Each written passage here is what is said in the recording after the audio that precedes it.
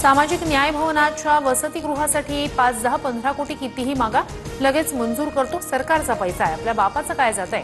मंत्री संजय शिरसाट यांच्या वक्तव्यानं नव्या वादाची चिन्ह.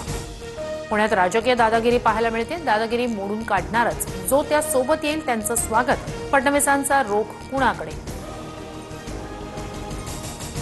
राज्यात कुठेही दादागिरी खपवून घेणार नाही, तसं होत असल्यास मकोका लावण्याच्या सूचना. उपमुख्यमंत्री अजित पवारांचा इशारा.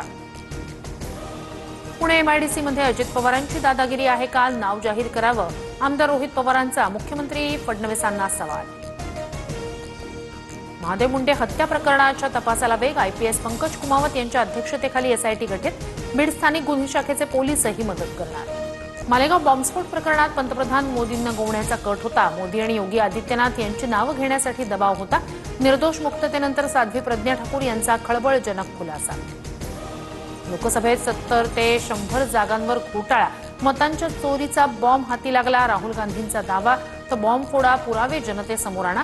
केंद्रीय मंत्री राजनाथ सिंह यांचं आव्हान.